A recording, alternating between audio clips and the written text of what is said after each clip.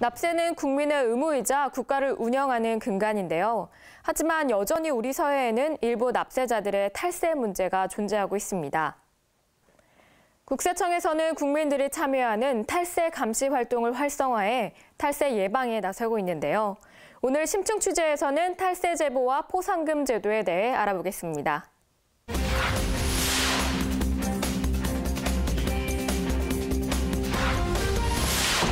이재근 씨? 경기도청 세정과에서 나왔는데요. 나 이재근 아닙니다. 체납된 재산세 있는 거 알고 계시죠? 나 재산 같은 거 없어요. 오, 차 새로 뽑으셨나 보다. 정품에 당첨된 거라니까. 아, 제세 공과금 내실 돈은 있으셨나 봐요. 나 지금 바쁘니까 다음에 얘기하자. 그 세금은 우리도 어떻게 할 수가 없어요. 세금은 적당한 선에서 이렇게 내고 그래서 나라에서 다 좋은 일에 씁니다. 이대로 나가면 가만히 있을 것 같아? 조사하는 데만 기본이 한 달 걸린다더구만. 아, 그래.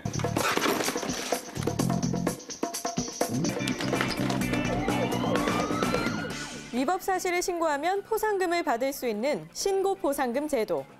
국세청은 실효성 있는 탈세 제보를 위해 탈세 제보 포상금을 지급하고 있습니다.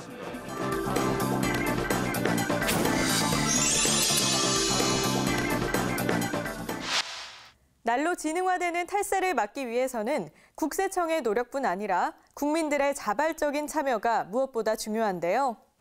적극적인 포상금 지급은 국민들의 탈세 감시 활동을 활성화해 납세자들의 탈세 시도를 줄이는 데 긍정적인 역할을 하고 있습니다.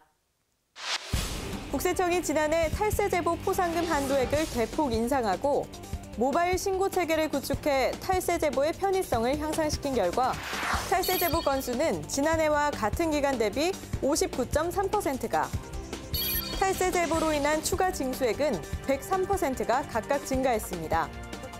국세청은 이러한 국민 참여 탈세 감시 제도를 활성화하기 위해 탈세 제보 포상금 한도액을 지난해 1억 원에서 10억 원으로 대폭 인상하고 지난해 7월 이후 접수분부터는 포상금 지급률을 최고 5%에서 최고 15%로 인상했는데요.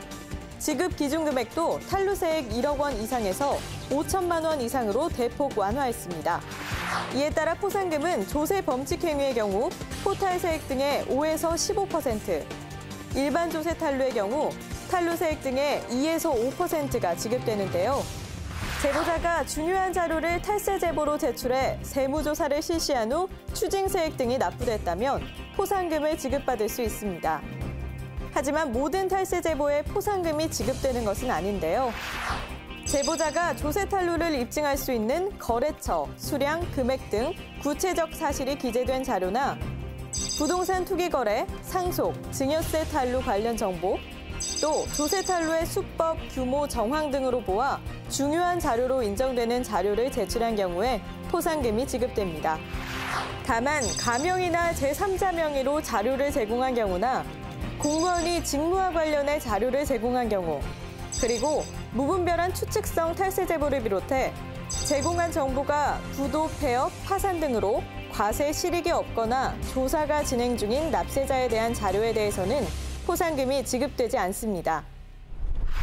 한편 국세청은 지난해부터 차명계좌 신고 포상금 제도를 도입해 차명계좌가 탈세 수단으로 악용되는 것을 막고 있는데요.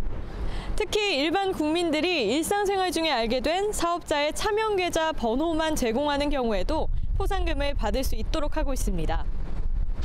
성형외과, 입시학원, 웨딩홀 등의 사업자와 거래하면서 타인 명의의 차명계좌로 입금한 적이 있는 경우 거래 내용과 함께 차명계좌 번호를 신고하면 되는데요.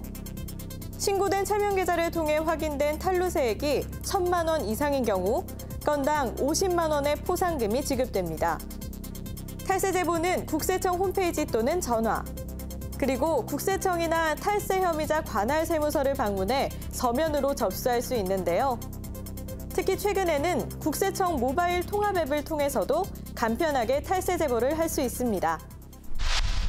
접수된 탈세 제보는 지방국세청장 또는 세무서장이 최종 처리하고 결과를 제보자에게 회신하고 있는데요. 제보자의 신원에 대해서는 탈세 제보의 접수와 처리 단계별로 철저히 비밀을 보장하고 있습니다.